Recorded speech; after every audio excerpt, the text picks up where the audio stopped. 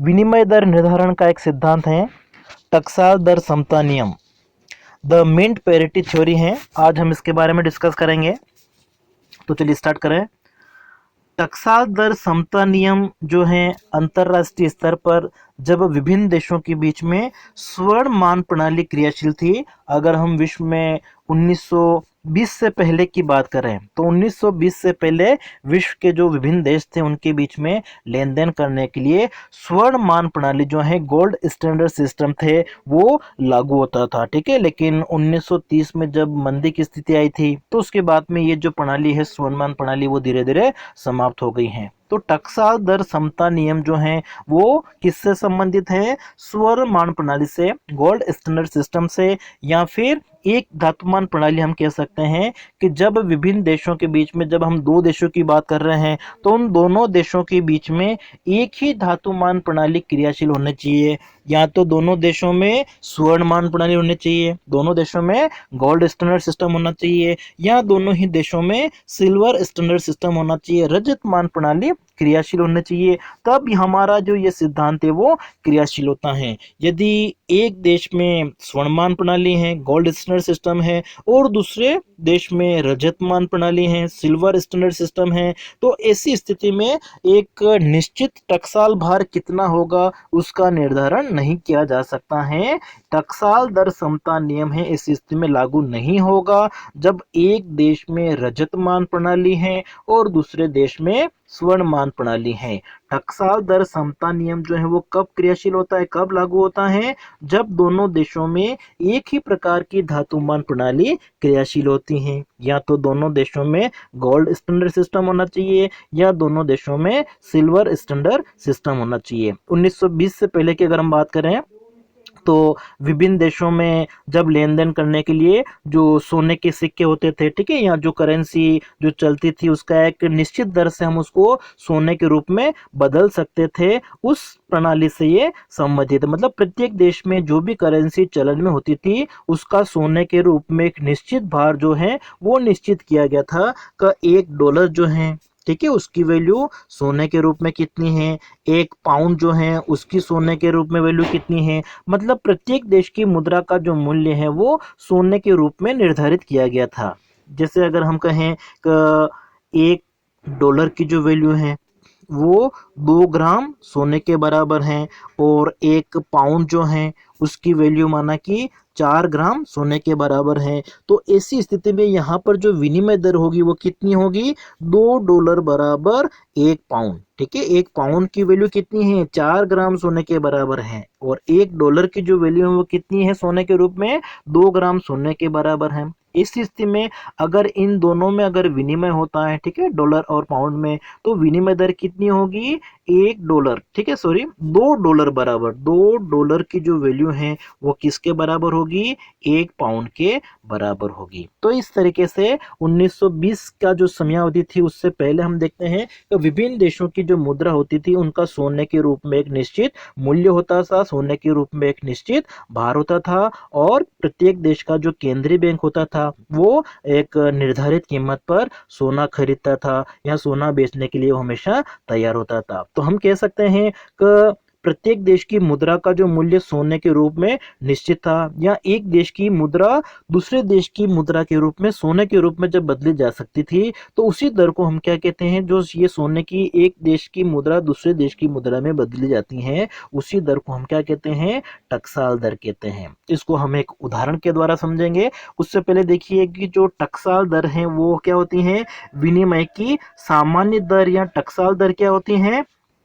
दोनों देशों की मुद्रा के जो समता मूल्य है उनका अनुपात के। यदि किसी देश में डॉलर अगर है, ठीक है, तो डॉलर, और दूसरे देश में अगर पाउंड चलन में है तो हमने ले लिया डॉलर और पाउंड का जो ये अनुपात है इसी दर को हम क्या कहते हैं? टकसाल विनिमय दर कहते हैं। ठीक है, टकसाल विनिमय दर क्या होती है? दो देशों के बीच में जो करेंसी लेन देन के लिए प्रयोग की जा रही है उन देशों में जो करेंसी प्रचलित है उन करेंसी का जो अनुपात है उसी को हम क्या कहेंगे? टकसाल दर कहेंगे। यदि हम एक उदाहरण के द्वारा इसको समझें कि इंग्लैंड जो है उसमें सोने की सरकारी कीमत कितनी है? माना कि 6 पाउंड प्रति आउंस से। ठीक है, एक उदाहरण द्वारा हम समझने का प्रयास कर रहे हैं कि माना कि इंग्लैंड जो है उसमें सोने की सरकारी कीमत कितनी है, 6 पाउंड प्रति आउंस या प्रति ग्राम हम कह सकते हैं। ठीक है, ये एक इकाई ले ली हमने अलग से। और अमेरिका में सोने की जो सरकारी कीमत है वो कितनी है, माना कि $36 प्रति आउंस। ठीक है, 1 आउंस सोना खरीदने के लिए इंग्लैंड जो है वहां पर कीमत कितनी है, 6 पाउंड है, और अमेरिका में उसी की कीमत कितनी है, $36 है। अब डॉलर और पाउंड के बीच में अगर विनिमय होगा तो उसका फॉर्मूला क्या होगा हमारा, R equal to dollar upon pound. ठीक है, दोनों देशों की मुद्राओं का जो अनुपात है। तो यहाँ पर डॉलर का जो प्राइस है, ठीक है, सोने के रूप में वो कितना है, $36। ठीक है, हमने लिया $36 अपॉन सोने की जो प्राइस है, ठीक है, किसमें, पाउंड के रूप में, वो कितनी है, 6 पाउंड प्रति आउंस है। ठीक है, तो 36 अपॉन 6 इक्वल टू कितना हो गया, $6। ठीक है, इसका मतलब इन दोनों देशों के बीच में करेंसी का जो विनिमय होगा उसका अनुपात क्या रहेगा, 1 पाउंड का जो मूल्य है वो बराबर होगा किसके,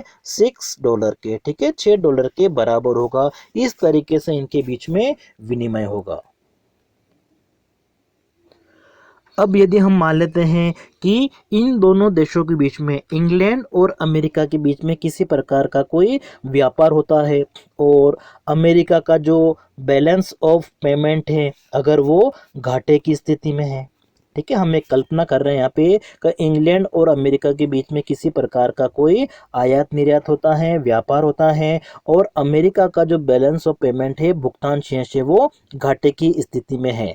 तो अब इस घाटे की स्थिति में क्या होगा कि अमेरिका का कोई आयात करता है, ठीक है, अगर वो इंग्लैंड के किसी निर्यातकर्ता को भुगतान करना चाहता है तो भुगतान करने के जो तरीके हैं वो 2 तरीके हो सकते हैं। ठीक है, 2 तरीके कौन कौन से हो सकते हैं, कि पहला तो वो क्या हो सकता है कि जो विदेशी विनिमय बाजार हैं वहां से डॉलर के बदले में, डॉलर कहाँ पे चलते हैं, कहाँ की मुद्रा है, अमेरिका की, और इंग्लैंड की मुद्रा कौन सी है, पाउंड है। ठीक है, स्टर्लिंग है छोटे छोटे भुगतानों के लिए। तो यदि अमेरिका का जो आयात करता है वो इंग्लैंड के निर्यातकर्ता को भुगतान करना चाहता है तो ये भुगतान 2 तरीके से कर सकता है। पहला, उसके पास में ऑप्शन है कि वो विदेशी विनिमय बाजार से डॉलर के बदले में जो पाउंड है उसको खरीद लें, ठीक है, और भुगतान कर दे। या फिर दूसरा तरीका है कि जो अमेरिका है वो इंग्लैंड को सोने का निर्यात कर दें, ठीक है, जो गोल्ड है, स्वर्ण है, उसका वो निर्यात कर दे। इन 2 तरीकों से वो भुगतान कर सकता है। अब देखिए, अगर वो सोने का निर्यात करता है तो सोने का निर्यात करने से क्या होगा, निर्यात के लिए विभिन्न प्रकार के उसके खर्चे होंगे। जब अमेरिका द्वारा इंग्लैंड को सोना भेजा जाता है, सोने का निर्यात किया जाता है, गोल्ड की हम बात कर रहे हैं, तो उस पर विभिन्न प्रकार के खर्चे हो सकते हैं। कौन कौन से खर्चे हो सकते हैं, जैसे कि जो गोल्ड है उसकी पैकिंग का खर्चा हो सकता है, उसका जो इंश्योरेंस है, बीमा का खर्चा हो सकता है, ट्रांसपोर्टेशन जो परिवहन का खर्चा हो सकता है, ठीक है, जहाज के माध्यम से या अन्य किसी माध्यम से उसको भेजा जा रहा है, या फिर टूट फूट और गिरावट से जो हानि होती है वो खर्चा हो सकता है, या फिर ब्याज के रूप में आय की जो हानि हो रही है। तो ये विभिन्न प्रकार के खर्चे होते हैं। तो इन विभिन्न प्रकार के खर्चों के आधार पर कितना भुगतान किया जाएगा उसका निर्धारण होगा।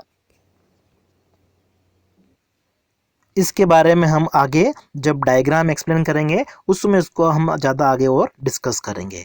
उससे पहले हम इसकी कुछ मान्यताएं देख लेते हैं कि जो टकसाल दर समता नियम है उसकी कौन कौन सी मान्यताएं हैं। तो सबसे पहली मान्यता है, इसमें माना गया है कि स्वर्ण की कीमत एक देश द्वारा अपनी घरेलू मुद्रा में निश्चित होती है, कि सोने की जो कीमत है वो कितनी है। माना कि जैसे कि हमने पढ़ा था अभी, तो $1 का जो मूल्य है वो माना कि 2 ग्राम सोने के बराबर है। 1 पाउंड का जो मूल्य है वो कितना है, माना कि 4 ग्राम सोने के बराबर है। तो इसमें माना गया है कि स्वर्ण की कीमत जो होती है वो किसी देश द्वारा अपनी घरेलू मुद्रा में निश्चित की जाती है। तो ये हमारी पहली मान्यता हो गई है। दूसरी मान्यता है, इस कीमत पर स्वर्ण की कितनी ही मात्रा का क्रय विक्रय किया जा सकता है। ठीक है, ये जो कीमत निर्धारित हुई है उस कीमत पर सोने का जो लेन देन हो रहा है, क्रय विक्रय हो रहा है, वो असीमित मात्रा में किया जा सकता है। जैसे हमने पढ़ा था कि हमने एक उदाहरण लिया था, उसमें हमने क्या मान लिया कि सोने की जो ब्रिटेन में सरकारी खरीद की कीमत है, ठीक है, वो कितनी है, माना कि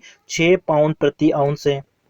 और अमेरिका में जो ये कीमत है वो कितनी है, $36 प्रति आउंस है। ऐसी स्थिति में विनिमय दर का जो निर्धारण हुआ था वो कितना हुआ था, 1 पाउंड बराबर $6 हुआ था। ठीक है, तो इस कीमत पर जो देश हैं वो कितनी भी मात्रा में सोने का क्रय विक्रय कर सकते हैं, असीमित मात्रा में क्रय विक्रय कर सकते हैं। ये हमारी दूसरी मान्यता है। फिर तीसरा इसमें मान लिया गया है कि देश में मुद्रा की पूर्ति या तो सोने के रूप में होती है या फिर कागजी मुद्रा के रूप में होती हैं। लेकिन कागजी मुद्रा के रूप में भी अगर पूर्ति हो रही है तो उसका एक सोने के रूप में निश्चित मूल्य होता है। ठीक है, ये हमारी मान्यता है।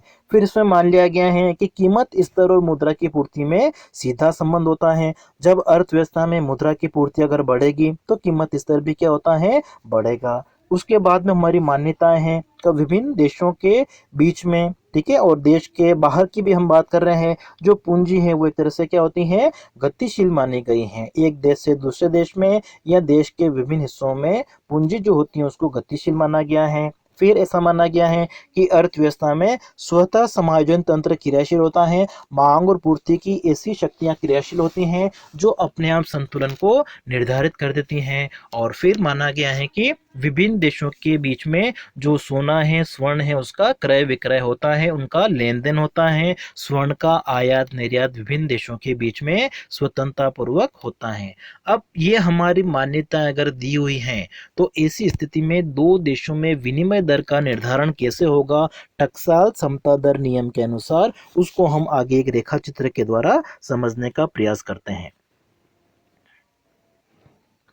अब हम यहाँ पे मान लेते हैं कि ये हमारा जो अमेरिका का मांग वक्र है, पाउंड की इतनी मांग की जाती है, ठीक है, ब्रिटेन के पाउंड की, और ब्रिटेन की ये सप्लाई का वक्र है, और दोनों बराबर कहाँ पे हैं, इस ई बिंदु पे हैं। तो ऐसी स्थिति में विनिमय दर का जो निर्धारण हुआ कितना हुआ है, ओ से लेकर आर तक, और जो मांग और पूर्ति की मात्रा बराबर कहाँ पे है, ओ से लेकर क्यू बिंदु पर। तो ये हमारा मांग वक्र है और ये हमारा पूर्ति वक्र है। हमने यहाँ पर मान लिया है कि सोने की जो सरकारी खरीद की कीमत है ब्रिटेन में कितनी है, 6 पाउंड प्रति आउंस, और अमेरिका में कितनी है, $36 प्रति आउंस। ठीक है, एक आउंस की जो कीमत है अमेरिका में कितनी है, $36 है, और इंग्लैंड में कितनी है, 6 पाउंड है। ऐसी स्थिति में विनिमय दर जो होगी वो कितनी होगी, 1 पाउंड बराबर $6। ठीक है, $6 के बराबर होगी। तो यहाँ पर अगर हम विनिमय दर ओ से लेकर आर तक जो निर्धारित हुई है वो पाउंड के रूप में, उसकी कीमत कितनी है, $6 के बराबर। ठीक है, 1 पाउंड की जो कीमत है वो $6 के बराबर है। ये हमारी संतुलित विनिमय दर है। ई बिंदु पर विदेशी विनिमय की मांग जो पाउंड है उसकी मांग और पूर्ति दोनों बराबर है। ठीक है, यहाँ तक तो आपको समझ में आ गया होगा। अब देखिए इसको हम आगे समझने का प्रयास करते हैं कि जैसा कि हम जानते हैं कि यदि कोई देश अगर स्वर्ण का वो निर्यात करता है, जैसे कि अमेरिका अगर वो ब्रिटेन को सोने का निर्यात करता है, तो ऐसी स्थिति में अमेरिका को निर्यात के ऊपर बहुत प्रकार के खर्चे जो हैं वो व्यय करने पड़ेंगे। पैकिंग का खर्चा हो गया, बीमा का खर्चा हो गया, परिवहन का खर्चा हो गया, इस प्रकार के विभिन्न खर्चे हो सकते हैं। अब हम यहाँ पे मान लेते हैं कि ये जो खर्चे हैं वो कितने हैं अमेरिका के लिए, माना कि 2 सेंट के बराबर हैं। ठीक है, इंडिया में जैसे छोटे छोटे भुगतानों का प्रयोग करने के लिए हम पैसे का प्रयोग करते हैं, 1 पैसा, 2 पैसा, 3 पैसा, और फिर उसके बाद में 100 पैसा जो होता है वो ₹1 के बराबर होता है। इसी तरीके से अमेरिका में बड़े बड़े भुगतानों को पूरा करने के लिए डॉलर का प्रयोग किया जाता है, और छोटे छोटे भुगतानों के लिए सेंट का प्रयोग किया जाता है। ठीक है, तो 1 सेंट, 2 सेंट, 3 सेंट, इस तरीके से। तो हमने यहाँ पे मान लिया कि यदि अमेरिका ब्रिटेन को सोने का निर्यात करता है तो निर्यात पर उसके विभिन्न प्रकार के जो खर्चे हैं वो कितने होते हैं, 2 सेंट के बराबर होते हैं। अब यहाँ पर अगर अमेरिका जो है ब्रिटेन को सोने का निर्यात करेगा, तो ऐसी स्थिति में उसका जो खर्चा है वो कितना हो जाएगा। तो देखिए 1 पाउंड प्राप्त करने के लिए वो $6 का खर्चा तो ये हो गया, और प्लस पॉइंट दो दो सेंट जो हमारा ये है, ठीक है, 0.02 सेंट हम कह सकते हैं। 2 सेंट को हमने जैसे डॉलर में अगर व्यक्त करेंगे कितना हो जाएगा, 0.02 हो जाएगा। तो 0.02 का निर्यात का खर्चा है। तो निर्यात का जो खर्चा है $6 का खर्चा तो ये हो गया, ठीक है, जो टकसाली विनिमय दर थी, और उसमें हम प्लस कर देंगे सोने को निर्यात करने की जो लागत है, ठीक है, वो हमने कितनी मान ली है, 2 सेंट के बराबर। तो ऐसी स्थिति में उसका जो कुल खर्चा है, ठीक है, वो कितना हो जाएगा, 6.02। इसका मतलब क्या हो गया कि यदि अमेरिका के द्वारा इंग्लैंड को सोने का निर्यात किया जाता है, तो 1 पाउंड को प्राप्त करने के लिए उसको कितना खर्चा करना पड़ेगा, $6.02 का खर्चा करना पड़ेगा 1 पाउंड को प्राप्त करने के लिए। क्योंकि हमने क्या मान लिया कि निर्यात की जो लागत है वो कितनी है, 2 सेंट प्रति पाउंड के बराबर है, ठीक है। तो अमेरिका के द्वारा अगर निर्यात किया जाता है सोने का, अगर निर्यात किया जाता है 1 पाउंड को प्राप्त करने के लिए, अमेरिका का जो खर्चा होगा वो कितना होगा, 6.02 का खर्चा होगा।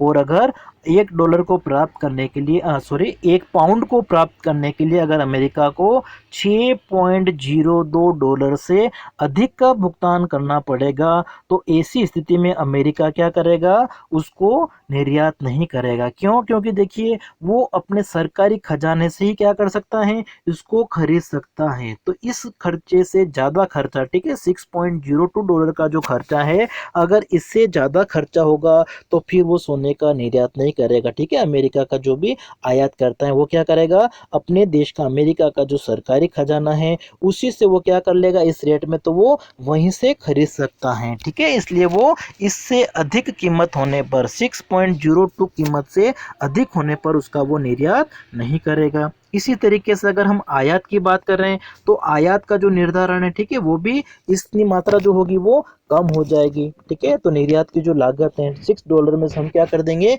कम कर देंगे, ठीक है। तो पॉइंट जो हमारे 2 सेंट हैं, ठीक है, उसको अगर हम $6 में से कम कर देंगे तो कितना बचेगा हमारे पास में, $5.98।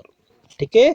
तो इसका मतलब क्या हो गया, तो विनिमय दर निर्धारण की अगर हम बात करें, तो विनिमय दर निर्धारण की यहाँ पर दो सीमा निश्चित हो जाती है। जो टकसाली दर समता नियम हमारा है उसके हिसाब से अगर हम देखें, तो विनिमय दर निर्धारण जो है वो उस देश की जो करेंसी हैं उसमें सोने के रूप में स्वर्ण भार कितना है उसके आधार पर होती हैं। लेकिन हमने क्या किया, जो स्वर्ण की लागत है, बैंकिंग, परिवहन, बीमा, इनके होने वाला खर्चा, उनको सम्मिलित करके हम क्या कर सकते हैं, दो सीमाओं का निर्धारण कर सकते हैं, निम्नतम सीमा और उच्चतम सीमा। तो यहाँ पर हमने जो उदाहरण लिया था उसके हिसाब से 1 पाउंड की जो कीमत है वो कितनी, किसके बराबर आई थी, $6 के बराबर आई थी।